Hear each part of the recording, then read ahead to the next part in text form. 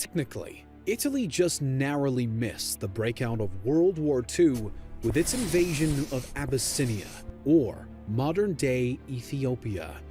The Italian Prime Minister had decided to adopt a new expansionist policy for his country, similar to the one taken by their soon-to-be Axis ally of the German Third Reich. The Prime Minister's justification for his new goals, with his eyes set particularly on Africa, was that he had no different intentions than any of the colonial powers who had seized territory on the African continent or anywhere else. Most of Africa was controlled by European powers, but one country into East Africa was independent and shared a border with other Italian territories in the region. Considering that Ethiopia wasn't a territory of any foreign power and shared a border with other Italian territories, the Italian government, which already had expansionist ideas, considered the African country the best place to start their military actions. But what really happened when Italy invaded Ethiopia? The conflict came without warning and was accompanied by no declaration of war. Rather, at 5 a.m. on October 3, 1935, Marshal Emilio D'Abano led 200,000 Italian army men into Ethiopia from the neighboring Italian territory of Eritrea. Simultaneously, a smaller chunk of troops was led by General Rodolfo Graziani from Italian Somaliland. As D'Abano crossed the Mareb River and began to advance with his men onto Ethiopian soil, the victimized country declared war on their invader, despite the lack of such a statement from the Italians themselves. Oddly though, Ethiopian Emperor Haile Selassie had ordered the commander of the Ethiopian army of Tigray, Ras Sayum Mangasha, to pull his troops back roughly 1 day's march away from the Mareb River. Additionally, the Emperor Selassie also instructed the commander of the Gete, Haile Selassie Gugsa, to withdraw to over 30 miles back from the Ethiopian border. Now 2 days into the campaign, the city of Adigrat fell to the Italian First Corps, and the following day, on October 6th, the Italian Second Corps seized the town of Adwa. The advance then slowed down slightly, a fact that would quickly displease the Italian Prime Minister when he was informed.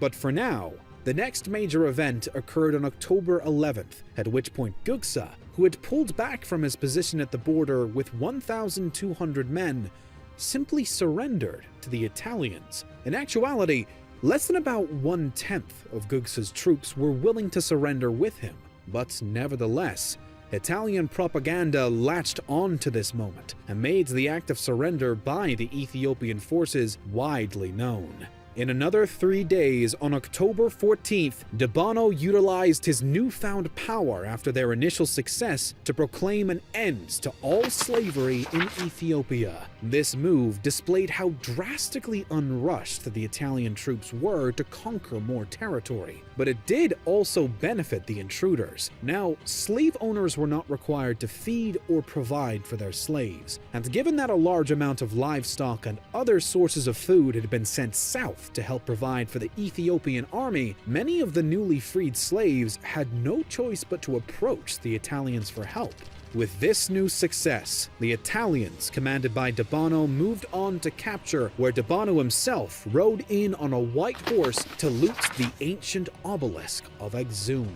There was now a lull in progress, which further agitated the Italian Prime Minister when he got word of the fact that it was not until November 8th that the Italian First Corps teamed up with the Eritrean Corps to now take the city of Mekelle. After the new expansion, though, the line of supply had been lengthened by roughly 56 miles, and the roads in Ethiopia were not great to begin with, which prompted D'Abano to suggest that a new road from Mekelle to Adigrat be created before he and his men advanced any further. 8 days later, D'Abano was promoted and received the honorable rank of Marshal of Italy, but was replaced in Ethiopia only a month later due to the leisurely pace of D'Abano's campaign. Next came an initiative known as the Christmas Offensive. The goal of the Ethiopians was to attack the Italians in the north using a multi-pronged Ethiopian offensive split into a left, center, and right grouping. The Ethiopians aimed to divide the Italian troops into two groups, clashing the Ethiopian right with the Italian left and right, and then pushing their way into Eritrea with the Ethiopian left. The counteroffensive was to be carried out by Ras Imru Haile Selassie, Ras Kasa Haile Darge, Ras Mulugeta Yegazu, and Ras Seyum himself. In total, the Ethiopian forces numbered around 190,000 men, as compared to the approximately 125,000 Italians and Eritreans fighting with them. As stated before, the goal was to split the Italian forces in two, separating the Italian 1st and 3rd Corps from one another. Ras Mulugeta would then work to defeat both isolated Italian groups. At the same time, Ras Imru's army of Gazam would finally rush to retake Adwa and then cross the Eritrean border in hopes of making some progress on their neighbor's soil. The plan, however, did not go as the Ethiopians had hoped. First, the army of Gazam was bombed at the very start of their advance, which staggered the Ethiopian troops and shook nearly half of the men so badly that they chose to abandon the cause immediately. Ras Imru and the remainder of his men then met up with another Ethiopian force led by Ayalu Beru and began to advance together toward the Tekeze River. Ras Imru next sent a small group of men to the northwest, which the Italians followed and attacked from the air as Imru had predicted, whilst the rest of Beru and Imru's men were led by them northeast during the night.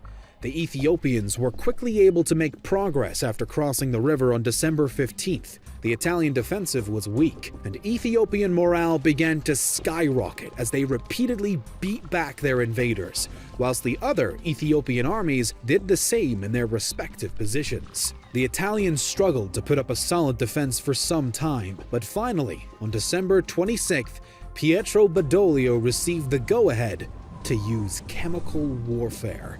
More specifically, mustard gas.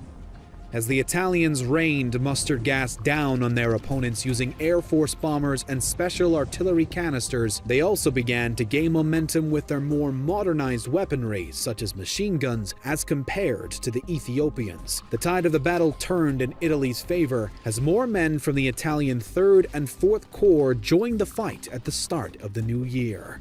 Eventually, the Italian government announced the official annexation of Ethiopia, and the Italian king, Victor Emmanuel III, was named the Emperor of Ethiopia. While Italy had claimed authority over the region, the conflict between local and occupying troops continued right up to the start of the Second World War.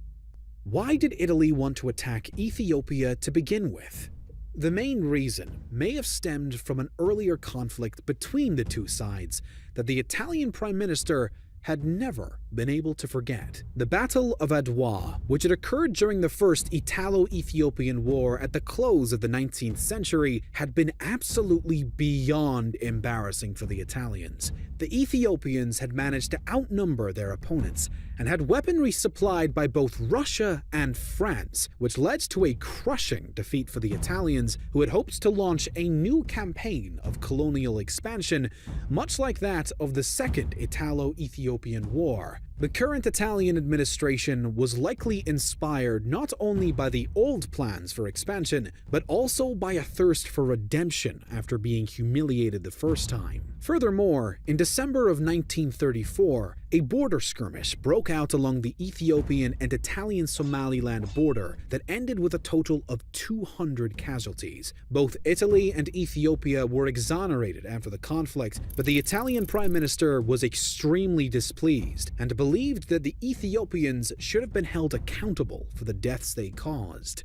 And to add yet another motivation, the annexation of Ethiopia had the potential to help the invading nation counteract the effects of the Great Depression by providing an abundance of mineral resources and further producing job opportunities for unemployed Italians. This combination of influences likely all implemented a strong justification in the mind of the Italian government for a renewed attempt at colonial expansion, particularly in Ethiopia. Plus, Italy had an authoritarian regime and seeks to conquer lands and expand. As we said in the first part of the video, for the Italians, conquering Ethiopia was an opportunity for their expansionist policy, considering that Italy already controlled the Italian Somaliland and Eritrea, which made it even easier for them to make a new move toward occupation on the African continent.